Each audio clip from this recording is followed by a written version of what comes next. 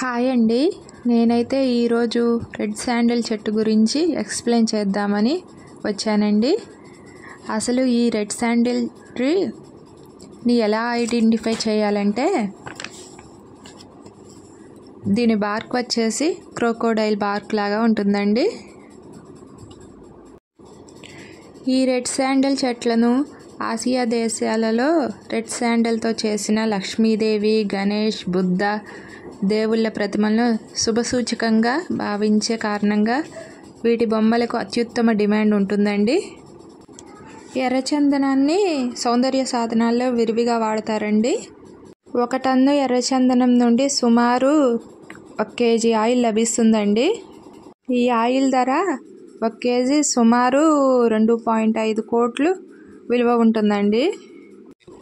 అదేవిధంగా ఎర్రచందనాన్ని nuclear రియాక్టర్లలో radio ధార్మికతను తగ్గించడానికి వినియోగిస్తారండి.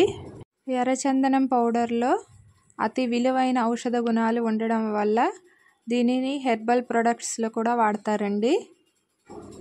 ఈ రెడ్ శాండిల్ చెట్లతో ఫర్నిచర్ కూడా తయారు చేస్తారండి. మార్కెట్లో ఇవి చాలా కాస్ట్ ఉంటాయండి. ఇవి వచ్చేసి రెడ్ శాండిల్ సీడ్స్ అండి. ఇవి ఎండువండి.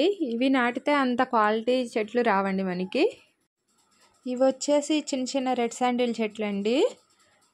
ఇవి చెట్ల కింద కాయలు రాలిపడి ఇలా మొలిసాయండి. కాకపోతే ఇవి మనకు అంత క్వాలిటీ కలపనివ్వవండి. ఇప్పుడు నేను చూపించే ఈ చెట్లు 25 ఇయర్స్ క్రితం నాటినవండి. అసలు వీటికి ఎంత డిమాండ్ ఉంది, ఎంత కడుగుతున్నారు, వీటి కాస్ట్ ఎంత, ఇవన్నీ నెక్స్ట్ వీడియోలో చేస్తానండి. సో నా వీడియో మీకు నచ్చినట్లయితే ప్లీజ్ లైక్ చేయండి, సబ్స్క్రైబ్ చేయండి. Thank you friends.